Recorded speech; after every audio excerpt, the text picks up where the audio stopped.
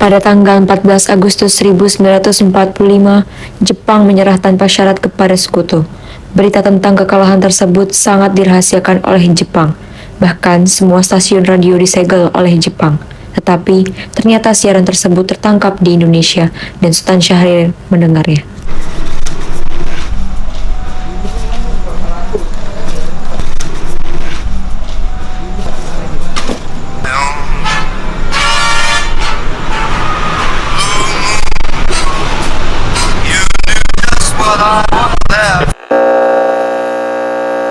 Of Japan and the Japanese government and the Japanese Imperial General Headquarters to sign the instrument of surrender at the places indicated.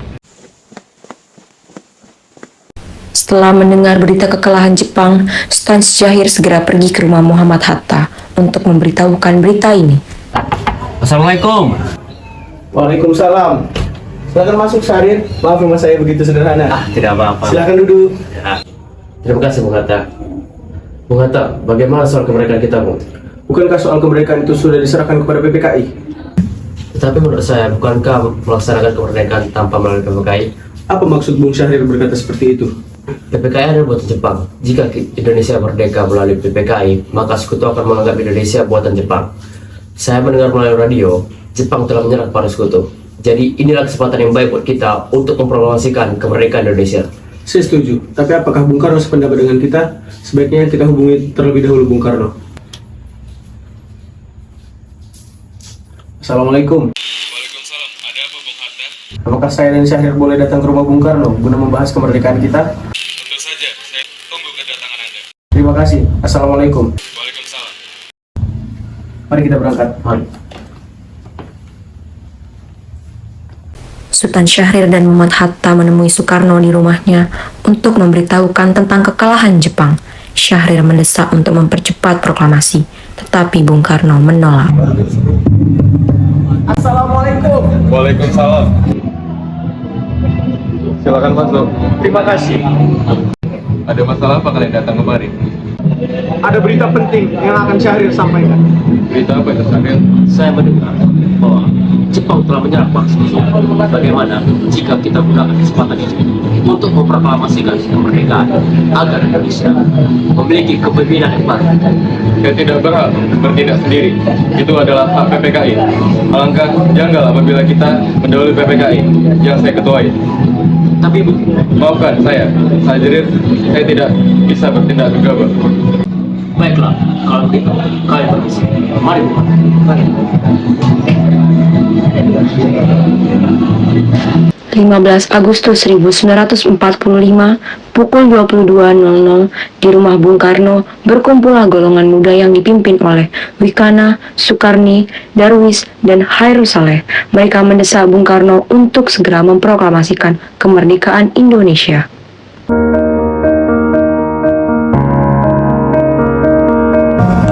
Ayo Bung, malam ini juga kita kibarkan revolusi. Kita harus segera memperebut wilayah kita, Bung.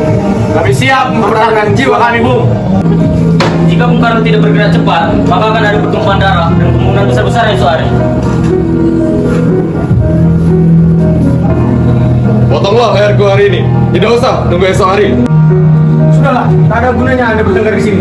Mari duduk kembali dan bicarakan ini baik-baik. Kita tidak boleh gegabah. Lalu, mengapa Anda tidak melakukannya sendiri? Kenapa Anda meminta untuk sekarang melakukannya? Saya hanya mengingatkan, Bung, jika kemerdekaan Indonesia tidak dilakukan malam ini, besok rakyat akan membunuh orang-orang yang dicurigai sebagai pro-Belanda seperti orang-orang Ambon. Bagaimana benar, Bung? Lagi pula, mengapa kita harus menunggu Jepang untuk memerdekakan kita? Jika kita mampu memerdekakannya sendiri. Kekuatan kita tidak akan sebanding dengan kekuatan Jepang dan sekutu. Dan setelah kemerdekaan kita tidak dapat bertahan apabila tidak ada bantuan mereka. Saya yakin kita bisa, Bung. Pasti bisa. Benar, Bu. Mari kita segera laksanakan proklamasi ini. Benar, Bung. Cepatlah. Malam ini, Bung. Malam ini. Tenang, tenang. Ini sudah malam. Tambah Anda membuat keributan seperti ini. Saya mengerti perasaan saudara, tapi saya tidak bisa mengabulkan permintaan kalian karena saya takut akan banyak korban jiwa. Setelah usahanya mendesak golongan tua gagal, para pemuda lalu melaksanakan pertemuan di Jalan Cikini 71. Mereka lalu sepakat untuk menculik Soekarno-Hatta dan membawa mereka ke Rengas Dengklok. Saudara-saudara, sebagaimana kita ketahui bahwa Bung Karno telah melarang kita untuk segera melakukan proklamasi. Jadi apa yang harus kita lakukan? Kita culik Bung Karno dan Bung Hatta, lalu kita desak mereka untuk segera melakukan proklamasi. Culik? Iya, kita bawa mereka ke suatu tempat, lalu kita bujuk mereka. Itu benar. Dengan cara itu, Jepang tidak akan bisa lagi mempengaruhi mereka. Tapi, kemana kita akan membawanya? Rengas Dengklok. Rengas Dengklok itu luas. Gimana kita akan menempatkan keduanya?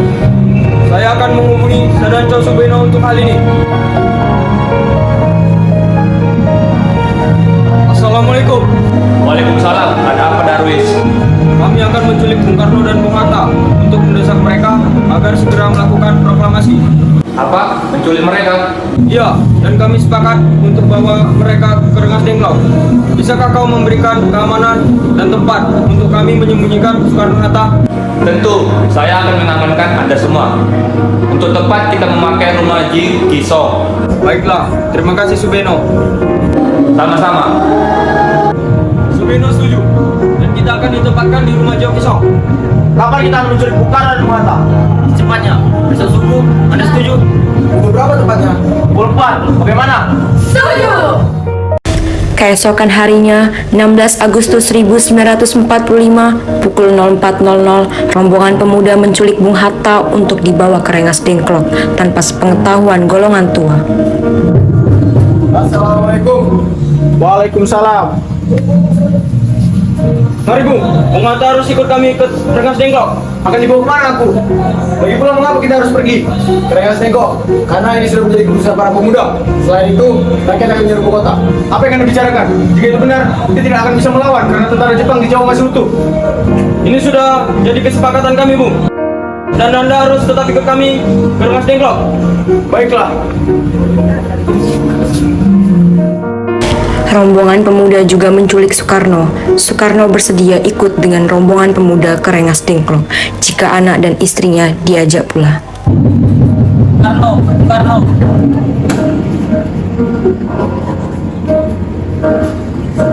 Ada apa, Kang Mas? Ibu, mereka ingin membawaku dan Hatta ke Rengas Dengklok. Untuk apa, Kang Mas? Untuk menjauhkan Bung Karno dan Bung Hatta dari pengaruh Jepang, Bu.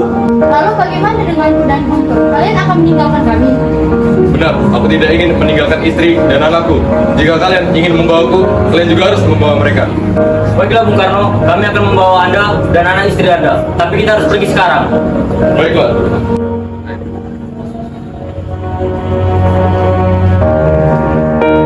Rombongan pemuda yang membawa Soekarno dan Hatta tiba di Rengas Dengklok. Bung Hatta telah sampai terlebih dahulu sebelum Bung Karno. Keduanya dibawa ke sebuah ruangan di dalam rumah Ji Kesong. Hatta, Soekarno, apa tujuan kalian membawaku kemari? maaf atas rancangan kami ini, Bung. Ini demi keselamatan. Bukankah aku sudah katakan bahwa masalah ini akan dibahas di sidang PPKI? Kami ingin membicarakan tentang proklamasi lagi ini, Bu. Mengapa harus menunggu PPKI? PPKI buatan Jepang. Kami ingin proklamasikan tanpa campur tangan Jepang. Itu benar, tapi kita masih membutuhkan bantuan Jepang. Tenang saudara-saudara sekalian, ini bisa dibicarakan baik-baik. Bung Soekardi, tolong buka ikatan Bung Hatta.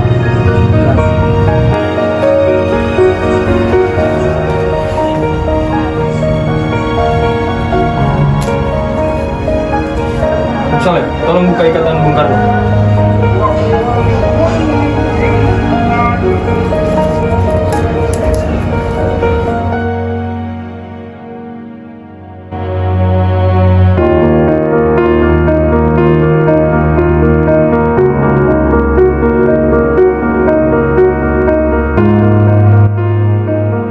Baiklah, kita akan memproklamasikan kemerdekaan Indonesia tanpa campur tangan Jepang.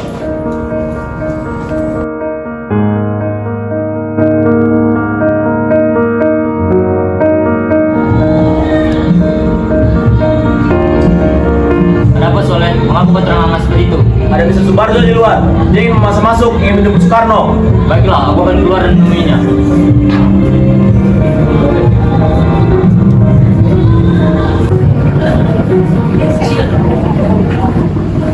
Gimana? Saya akan menemui Soekarno dan Hatta. Untuk apa Anda ingin bertemu dengan mereka, Bung? Aku PPKI batal. Jadi, aku datang ingin menjemput mereka. Tidak bisa, Anda tidak berhak mau mereka pulang, Bung. Mengapa? Karena kami para pemuda sudah sepakat untuk mendesak mereka agar memproklamasikan kemerdekaan. Saya berjanji akan menjaga mereka dengan taruhan nyawa saya. Apa aku bisa memegang janjimu itu? Tentu saja. Baiklah kalau begitu. Terima kasih. Sesampainya di Jakarta, 16 Agustus 1945, pukul 24.00, Soekarno mengantarkan anak dan istrinya pulang terlebih dahulu, sebelum beliau merumuskan naskah proklamasi bersama para pemuda. Kita sudah sampai di Jakarta, Bu. Marilah kita ke rumah Laksamana Maeda untuk membahas proklamasi.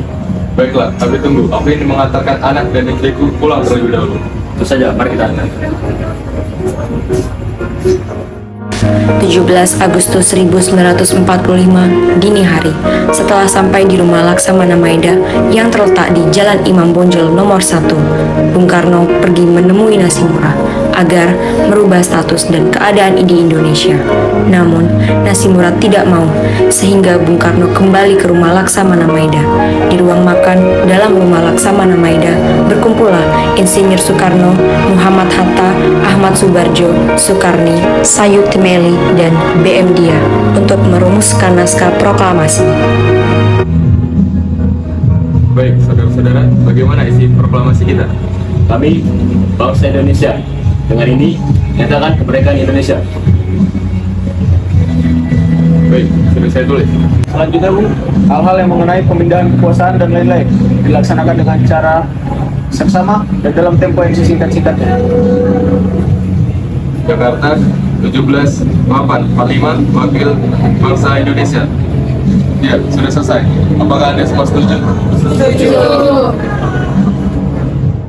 Siapakah yang akan menandatangani naskah ini?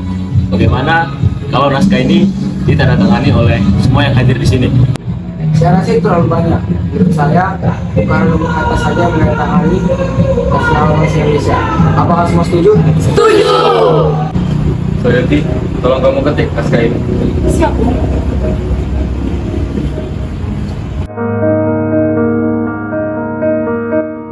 Kapan kita akan melaksanakan proklamasi? Menurut saya, tanggal 17 adalah tanggal yang baik. Sebagaimana Al-Quran diturunkan pada tanggal 17. Selain itu, kita menjalankan sholat sebanyak 17 rakaat. Jadi, bagaimana jika malam ini, Jumat lagi, 17 Agustus? Setuju, Bu. Lebih cepat, lebih baik. Pukul berapa kita akan melaksanakannya? Pukul 10 tepat. Bagaimana semuanya? Saya akan menyuruh Fatmawati untuk ngejat bendera merah putih. Tolong siapkan setiapnya. Baik, Bu. Tapi di mana kita akan melaksanakannya? Di rumah Bung Karno. Ini naskahnya, Bu. Silakan ditandatangani. Baiklah.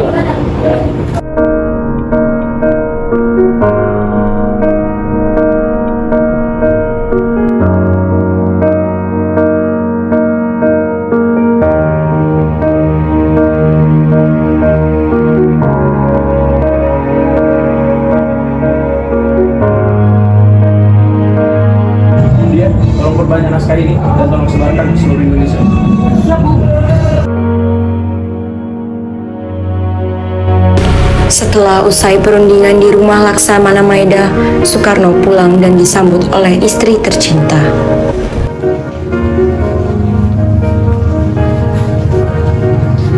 Alhamdulillah, semuanya berjalan dengan lancar. Oh ya, terima kasih kepada Allah Subhanahu wa taala yang telah membantu kita. Terima kasih Ibu telah menemani saya selalu di masa-masa yang sulit. Apakah kalian sudah merencanakan proklamasi untuk besok? Sudah, kita akan melaksanakan upacara bendera dan diiringi oleh lagu Indonesia Raya, karya Bung Supratman. Oh ya, apakah kita tidak punya bendera? Lantas bagaimana? Ya ampun, lupa. Bagaimana dengan Ibu yang menjahitnya? Tapi ibu tidak punya kain, Pak. Yang ada kain merah dan putih. Lantas bagaimana? Kalau begitu, buatlah bendera dengan sederhana. Baik, Pak. Tapi ibu punya ide. Gimana benderanya kita namain sama saka merah putih? Baiklah, Bapak bersiap untuk proklamasi besok. Baiklah.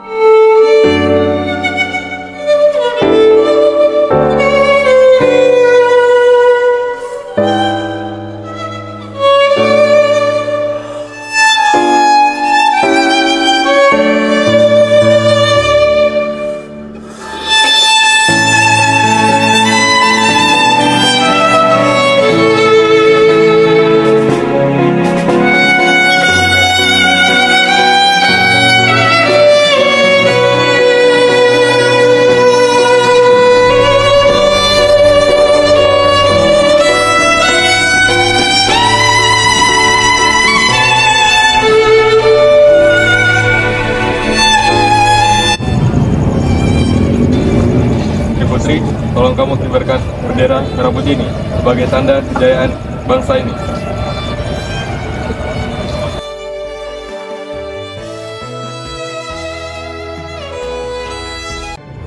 Saudara-saudara sekalian, saya telah meminta saudara-saudara hadir di sini untuk menyaksikan suatu peristiwa maha penting dalam sejarah bangsa kita.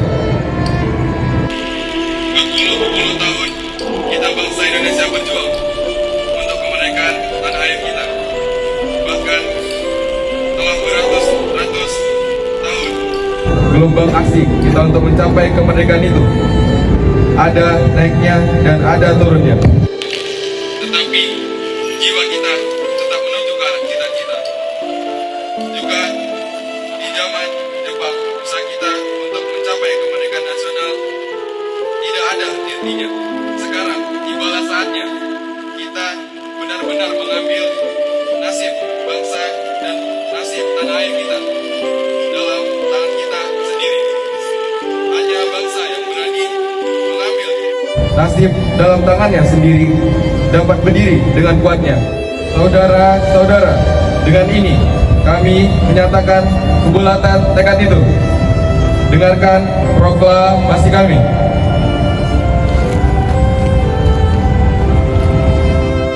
Proklamasi kami, bangsa Indonesia, dengan ini menyatakan kemerdekaan Indonesia. Hal-hal yang mengenai perpindahan kekuasaan dan lain-lain diselenggarakan dengan cara bersama dan dalam tempo yang sesingkat-singkatnya. Jakarta, 17 bulan 8 tahun 1945, atas nama bangsa Indonesia.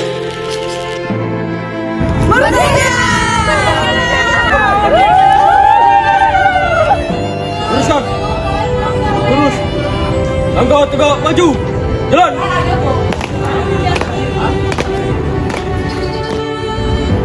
Bendera siap. Hormat. Gerak.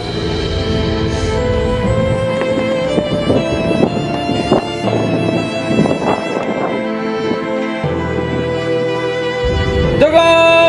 Gerak. Pada sang saka merah putih. Hormat. Gerak. Cukup. Gerak.